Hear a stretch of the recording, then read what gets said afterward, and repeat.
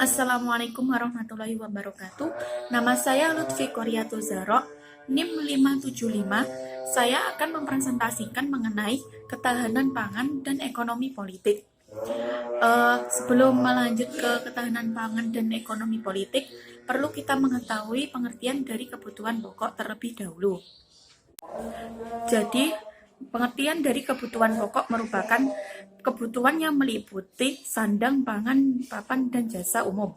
Jasa umum itu seperti apa? Jasa umum itu seperti transportasi, kesehatan, pendidikan, dan lain-lain. Jadi kebutuhan manusia itu meliputi 3 hal. Yang pertama, kemampuan dasar untuk memenuhi kebutuhan dasar.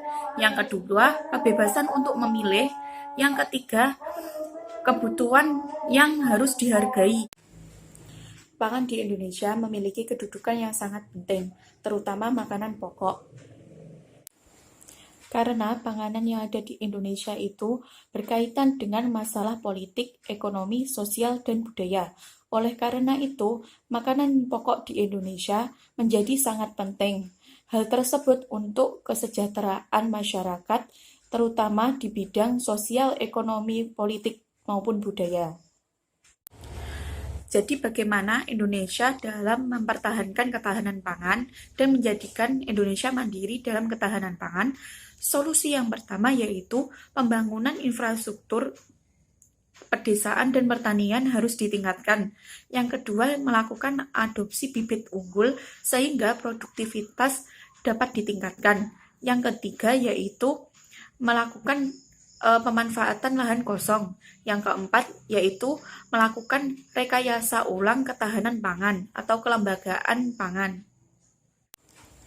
Untuk menjamin keberlanjutan ketahanan pangan melalui peningkatan kesejahteraan nasional petani, terutama pada beras, maka diperlukan peningkatan kesejahteraan petani melalui jangka panjang dan jangka pendek.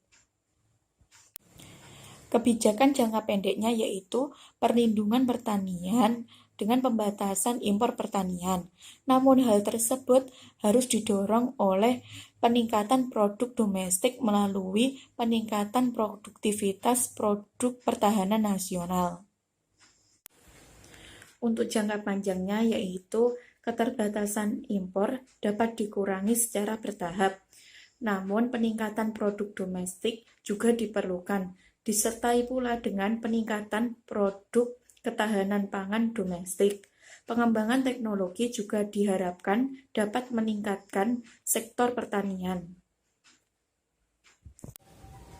Salah satu cara agar terciptanya ketahanan pangan di Indonesia yaitu dengan diversifikasi pangan. Di Indonesia, makanan pokok yang sering dikonsumsi oleh masyarakat Indonesia yaitu beras.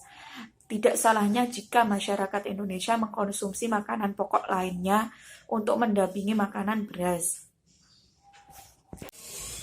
Dalam artian, beras tidak lagi didominasi makanan rakyat dan dampaknya beras di tingkat nasional akan berkurang. Selama ini, permintaan beras di tingkat nasional sangatlah tinggi. Oleh sebab itu, pemerintah memiliki kebijakan impor beras dari negara lain untuk memenuhi kebutuhan dalam negeri. Diversifikasi pangan tidak bermaksud untuk menggantikan beras, akan tetapi mengubah pola makan di Indonesia menjadi makanan yang bergizi dan seimbang. Oleh sebab itu, diharapkan dengan diversifikasi pangan akan menurunkan konsumsi beras yang ada di Indonesia. Menurut Undang-Undang Nomor 12 Tahun 2012 tentang pangan menjelaskan bahwa diversifikasi pangan adalah upaya peningkatan ketersediaan konsumsi pangan yang beragam, seimbang, bergizi, dan berbagai potensi sumber daya lokal.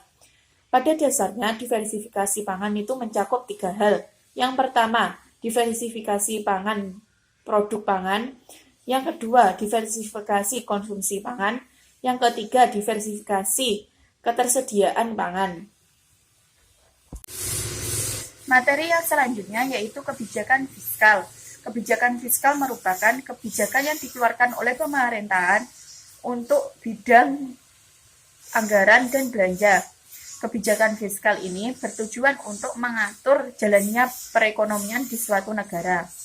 Sejatinya, kebijakan fiskal dikeluarkan oleh pemerintahan bukan untuk perpajakan, namun bagaimana dana tersebut diolah dalam segi pemasukan dan pengeluaran di suatu negara agar perekonomian berjalan dengan lancar.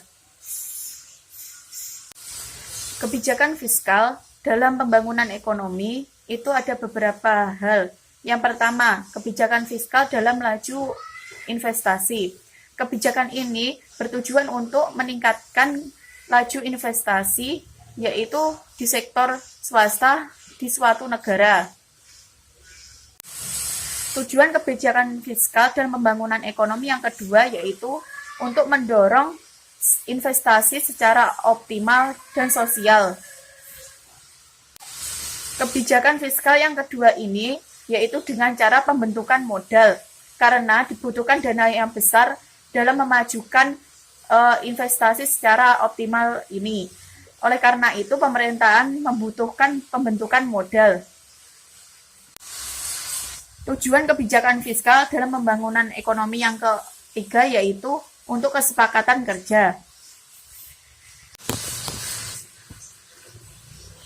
Untuk merealisasikan tujuan ini, kebijakan fiskal berperan dalam hal pengelolaan pengeluaran seperti dengan pembentukan anggaran belanja untuk mendirikan perusahaan negara dan mendorong perusahaan swasta melalui pemberian subsidi. Tujuan kebijakan fiskal dalam pembangunan ekonomi yang keempat yaitu untuk meningkatkan distribusi pendapatan suatu negara. Kebijakan fiskal yang bertujuan untuk mendistribusikan pendapatan nasional terdiri dari upaya meningkatkan pendapatan nyata masyarakat dan mengurangi tingkat pendapatan yang lebih tinggi. Desentralisasi fiskal merupakan transfer dana dari APBN yang berkaitan dengan keuangan negara. Desentralisasi fiskal ini sama dengan otonomi daerah, yaitu memiliki tujuan untuk mengembangkan perekonomian di suatu daerah. Materi yang selanjutnya yaitu kebijakan moneter. Kebijakan moneter merupakan usaha dari pemerintah untuk mengendalikan jumlah uang yang beredar di Indonesia. Usaha tersebut dilakukan agar kestabilan harga dan inflasi terjadi peningkatan output. Fungsi dari kebijakan moneter yaitu menyelenggarakan lalu lintas pembayaran secara efisien.